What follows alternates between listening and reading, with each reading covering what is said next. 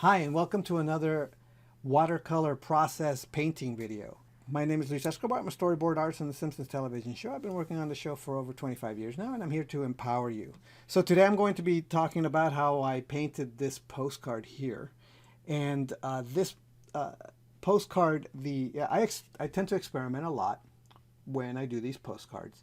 This time around, I wanted to see if I can keep the light, like the blown out light idea that would blow out all the detail, including line work, but but at the same time, I wanted to imply the local color of all the areas here. So I talk about it in the video, but that was the idea. It was just to try to imply the local colors with the color of the shadows. And so it turned out all right. I think I'm going to experiment a little bit more with this idea or this notion. Okay, so enough of me jabbing. I'll show you what this process looked like. So as it's my usual habit, I started off by having a pre-drawn thing. This drawing took me a long time. It actually was extremely difficult. I don't know why it was such a difficult thing, but I did it. And so the other tricky part here was to start with the value, like what color was I going to do here for this. So the idea for doing this was to do the shadows with the local color of the area, which meant that the local color of this lady, who was Caucasian, would be kind of orangey, light orange, and her hair would be brown. And really, the thing that really gave me the idea was the reference I was using. The lady was wearing a really bright red blouse that I really liked how it looked. So I thought, how can I keep that red blouse in there?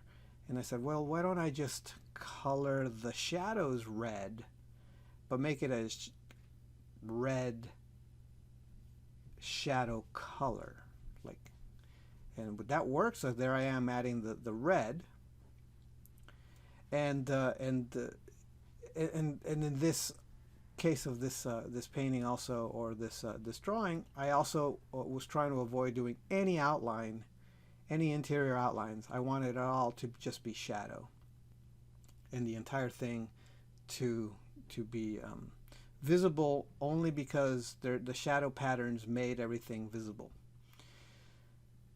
And so this was the process. I didn't know how I was going to approach it. I didn't know if it was going to turn out okay. On hindsight, having done this, I think that I would probably make the shadows a little bit lighter and not so dark. One of the things about this is that I thought that I needed to make the shadows, well, shadow color, like a dark value. I don't think now that was the case. I think I could have just left it any color, and just had like a slightly, I don't know, dark isn't the word, but just like a medium color, or a value that it wasn't super dark, and I think it would have worked just fine. So I'm adding darkness now. So as you can see, I'm adding French blue and brown to the purple to make it dark, and adding lost edges on the hair so that the hair and the background just kind of bleed into each other. And now I'm just making sure to add more dark on everything, just to make the shadows as dark as I can. And that's how it goes from here on in. And so here's the idea again Just trying to see if adding the local color actually did anything, or it informs anything. I'm not uh, I'm not sure if it does or doesn't. I like the way it turned out. At this point, all I'm doing is layering more dark. So I'm adding purples, I'm adding French blue, and I'm adding browns just to darken these areas up. Any place that had that was a little bit warmer, I added purple or brown. And anything that was a little bit cooler, I added French blue too. So skin would be brown or purple. But I actually didn't use purple on the skin so much. I try to keep it as red or orangey as I could. Adding darkness to the eyes and more brown on the skin, just to try to get it to feel a little bit more darker.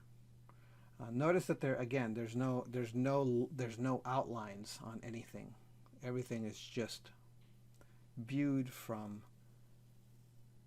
the shadow. The shadow patterns themselves actually pull out and explain the drawing. And that's it, really. This is the entire thing. Like I said, the hardest part about this drawing is making sure to map out where I was going to put the values, where I was going to put the shadows. And the rest was just me experimenting on the values themselves, or the darkness itself. And then I'm just trying to get rid of the line work here as much as I can.